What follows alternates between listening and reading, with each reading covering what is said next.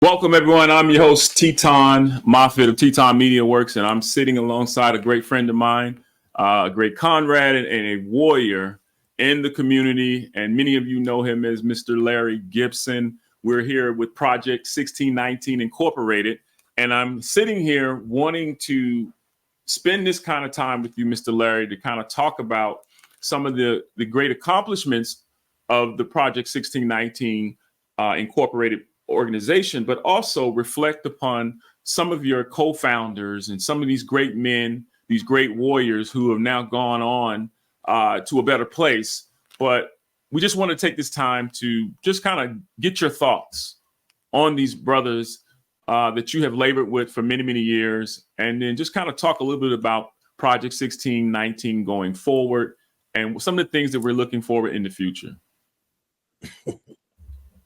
Thank you, brother, for having me in your space. I appreciate it for you allowing this time. I feel kind of humbled because I'm not an out front individual. I like doing the work. And these two brothers, Brother Calvin and Brother Bill Wiggins,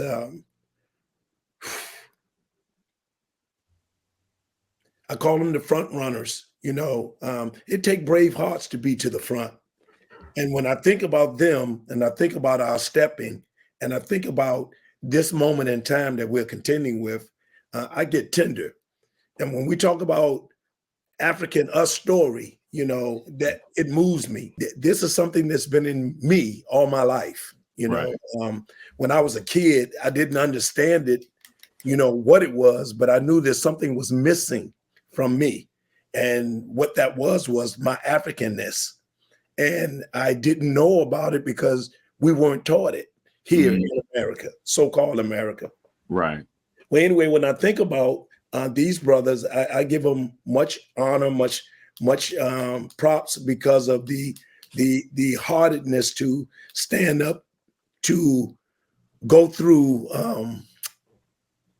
the resistance of accepting the truth. So right. We've been living a lie for so long that when you hear the truth, you'll think the truth is the lie. And then those that bring that truth, you rise up to attack them as if they're out of order. But these brothers came to a place where they realized that something was amiss in our story. Yes. They did some researching, and Zora Neale Hurston said that research is only formalized curiosity, the digging and the prying with a purpose. So these guys were purposeful about digging up the story of our rich beginnings as a enslaved people in so-called America. So I raise high honor to these brothers for standing in the gap and making that truth known to not just to our local area of Hampton, Virginia, but to the world. One of my most memorable moments of Bill and Brother Calvin was, when I got the call and said, hey, let's put together some content. Let's create a little mini doc. Let's tell this story.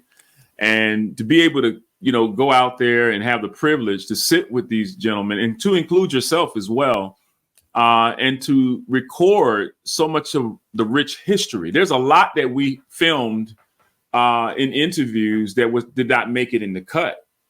And to know that we have these gentlemen telling the story, there was a lot of information I never knew about. And so it was an honor to sit with you gentlemen, Mr. Bill, Mr. Calvin, and yourself, and to be able to give me a timeline and to really understand that this is Hampton Roads, or the area of what we were discovering is ground zero to this nation and to the world. And so what is one of your most memorable moments working with Bill and Calvin? The most memorable moments? I know you had many. my most memorable are those wherein we would have head and heart sessions when we didn't agree. You feel me? when we Yeah. disagree. And we didn't always agree, but we will always stay embraced on a oneness because we wanted the same outcome. And I heard you, young brother, you're respectful. I hear you, and you're respectful of the age thing with us as a people. So I know your people taught you right. But you call me Mr. Larry, and then you say Mr. Bill, Mr. Calvin. I understand that piece, but I think, and they would probably say it too, call us brothers. Yes, because sir. we're brothers in arms. And we want people to recognize we understand respect and courtesy and the protocol of being here in this country, but in our culture, elders would call Baba or auntie or uncle, giving that due respect. And I give you the permission to call us brothers, because as we step out into this journey we call life, we become a oneness of being. So I want you to, and the people that hear this piece, to realize that we're connected. And that's a part of what this whole movement is about, Project 1619 Inc. It's about connecting us as a global society, and that if we were living in that oneness of being, then we wouldn't even be having this conversation. Absolutely.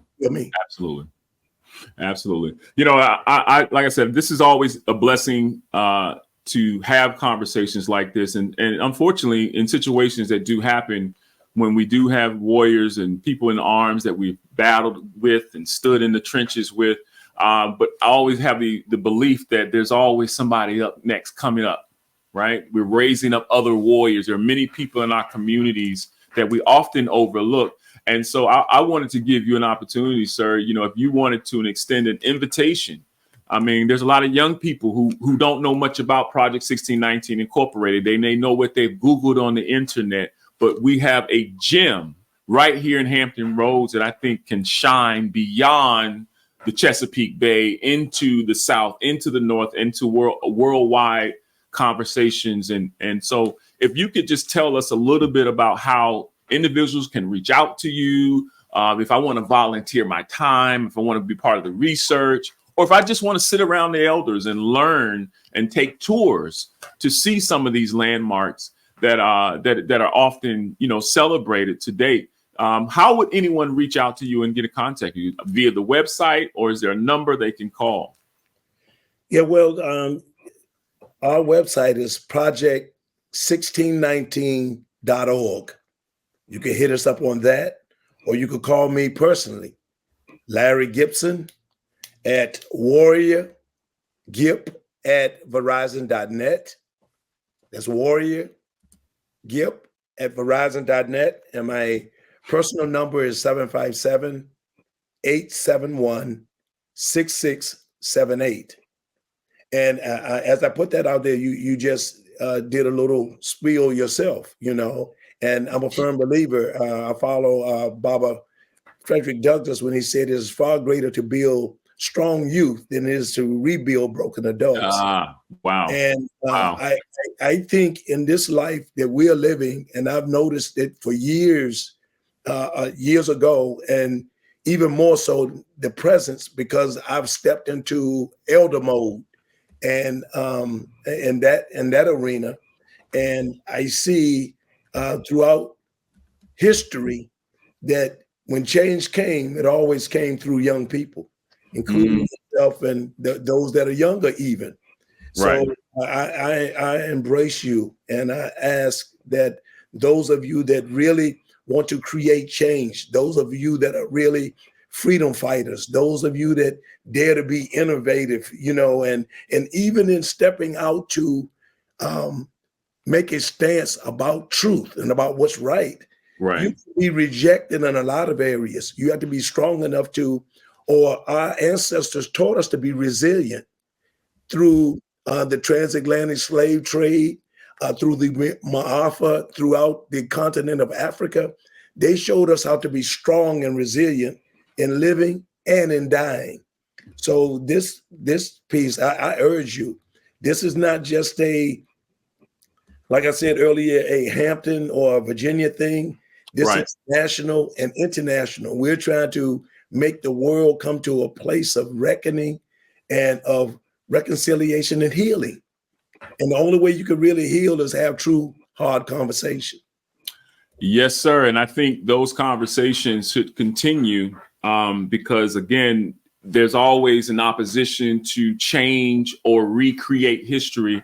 And I think what Project 1619 Incorporated or Project 1619 Inc. has done for me personally is allowed me to go back into the chambers of where truth really is and where it lies and be able to build upon it and create a foundation so that not only we're talking about our past history, but we're projecting strength and truth into our future so that the future will come back to the present and be proud of what we've been able to do. And that's just me creatively expressing my joy and my excitement and looking forward to seeing the great things that, Project 1619 Incorporated is seeking to do. So I commend and wish and solicit to any young person that's on our page, any brothers and sisters that we have worked with in our communities alike, to grab a hold, log on to www.project16.org and discover our history, discover new information, and be a part of telling our history, but not only our history, but also telling and being a part of our future. So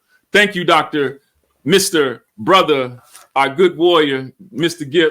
Gibson, sir. I appreciate your time. And I look forward to also engaging, man. And I like that T-shirt. We should have some of those T-shirts out there being branded in our local community. What you think about that, sir? Oh, yes, sir. Most definitely. The more that press it on, the better. Yeah.